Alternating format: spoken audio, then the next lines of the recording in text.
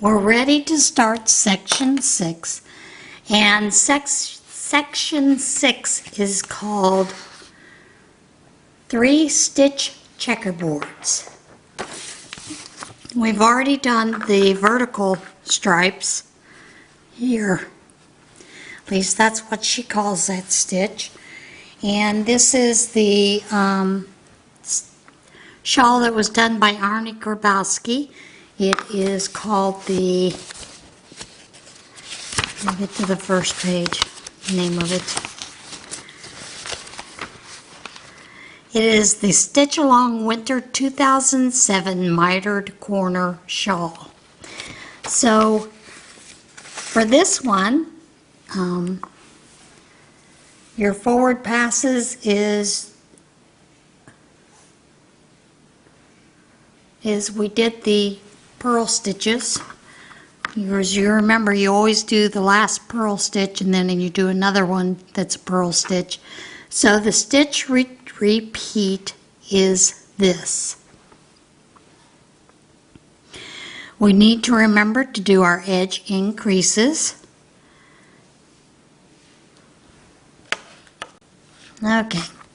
Need to remember to do our edge stitch increase, which begins with a Tunisian simple stitch here and then a full stitch in between, and then we begin that stitch pattern, which consists of 3 Tunisian purl stitches and 3 Tunisian knit stitches. So you start with 3 Tunisian knit stitches, which is you bring the yarn in front, go through the post, pull up a loop, and that's 3, and then you do 3 knit stitches, which is in between both of the bars, front to back, pull up a stitch, 2, and 3, and then again 3 purl stitches,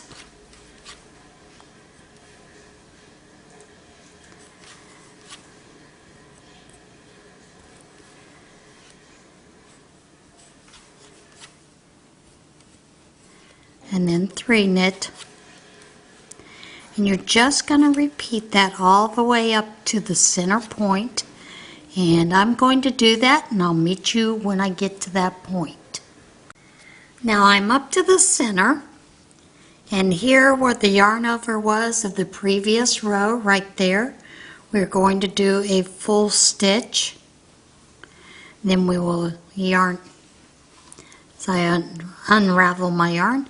Then we will yarn over and do the extended knit stitch, just simply that, then chain 1, yarn over, go into this next stitch here, full stitch, and that is the yarn over of the previous row.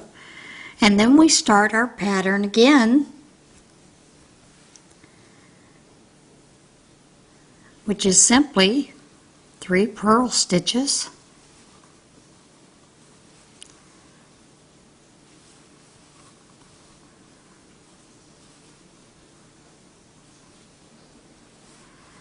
followed by 3 knit stitches, and we'll do that all the way down this side until we get to the end, and I'll meet up with you when I get to the end, and then we will do the return pass. Okay, I'm coming up to the end. I've done 3 purl stitches, and I've got 3 stitches here, so we're going to do the knit stitch. Now, normally our last part, you notice I've only done two knit stitches. This is where I'm going to tell you, don't get so caught up and so wound up in this pattern that you cannot follow the normal increases. Our normal increase at the end is a Tunisian simple stitch. Yes, I only have 2 knit stitches. It will be okay. And then the full stitch under the bar, and then finish that normal stitch like we do for the neat close, going through both of those loops, pull up a loop. And then your return pass is the same normal return basic pass, which is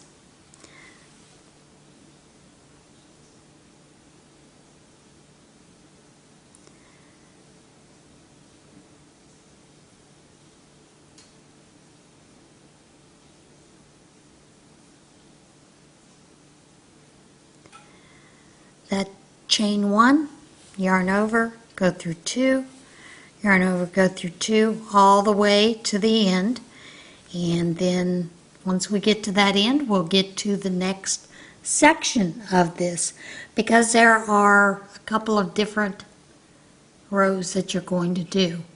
And this is row B, which is the normal 3 purl stitches, 3 knit stitches. Okay, and then there are 2 rows where you're going to do something a little different, but we'll get to that in a moment. Okay, I've returned back to the side to start picking up the stitches, and of course we're going to do our normal increase, which is Tunisian simple stitch, then a full stitch.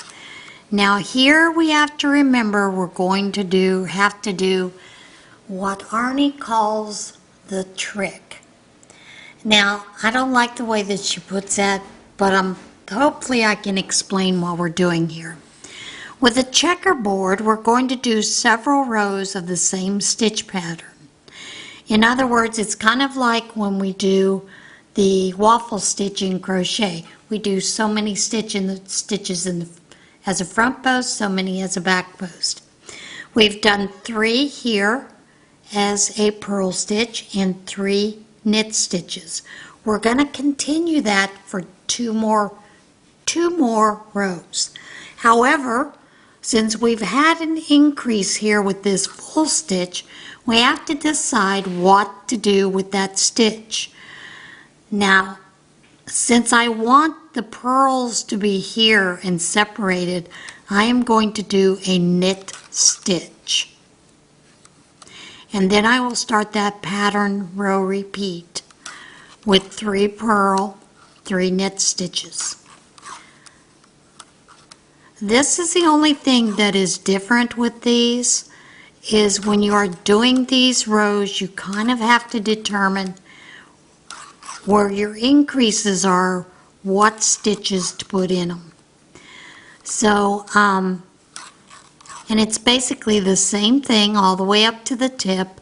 Gonna follow that, you know, the pattern, which is 3 purl stitches, then, oops, trying to do another purl, then 3 knit stitches, then 3 purl, 3 knit stitches, and then your increase.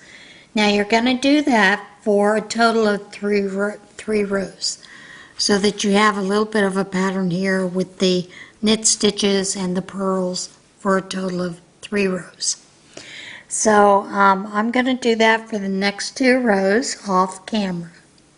I hope that you understand that, and then we will come back through and do the next 3 rows. But like I said, when you get to that, what she calls the trick, you know, I don't know if I really like it as a trick, the way that she puts that word. I would call it, you want to do whatever the opposite was, or whatever the previous stitch would have been. But that doesn't explain it either. So, you know, you can determine what you want to do. But we're only going to do 6 rows of this pattern, and 3 of those first rows are the 3 purl stitches, 3 knit stitches. All right, I'll get this done for the next 2 rows, and then I'll come back and we'll do rows E, F, and G. Okay, now we've done those rows where we've got the 3 purl and the 3 knit stitches all along here. Now the next 3 rows are going to be done the opposite, which basically means we're still going to do our increase here and then the full stitch. And then here, as you can see, I had done knit stitches, so I will do that knit stitch there. I would have, however, we are now going to be doing the opposite, which means we would be doing 3 knit stitches, 3 purl stitches. So I do have 3 stitches here that are already knit. So I'm actually going to purl those 3 stitches. And this just happened to work out that way, which is great. And then we will begin that pattern, which is 3 knit, followed by 3 purl, and you'll do that all the way across for 3 rows. Now the only difference, like I said, is you're going to have to figure out those tricks where you've increased the rows. You'll have to decide what stitch you're going to put in there. And most likely, when I come back and after I've already done this, I'm going to have this stitch here that will most likely be a knit stitch, and then I will repeat the purl stitch, knit 3, purl stitch, knit 3.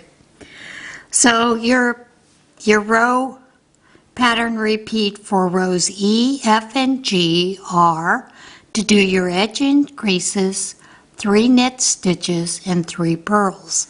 But you also have to take into consideration those stitches that you've added on that are extra throughout the whole pattern. And then your return passes as normal. And then that is the end of this section. She doesn't have you do it 2 or 3 times, and that's it. And so then to get ready for that next section, I'm going to do 3 rows of that. You know, basically the opposite stitch in each one of these. Guess I should word that. We're going to do the 3 knit stitches, 3 purl stitches. And then I will do an all purl row so that will create the break between the stitch combination, and then we'll be ready for the section 7. So I hope that kind of helps you a little bit if you're doing this pattern. If you're not doing this pattern, it gives you something new to look at and see what I'm doing, and hope you enjoy that. But I do hope that you will give this pattern a try. It is fun. It's interesting to see the different stitches and to see how they come out together. And as you can see, I've done 2 purl rows between each of these, but I am going to start doing just 1 purl row because there are a few more sections to this, and I really don't want mine to be 9 foot across and 4.5 feet long. I may skip some of the sections, may not do some of them, but I'm trying to decide if I'm going to do those repeats as many times as what she has hers done. But it's coming along.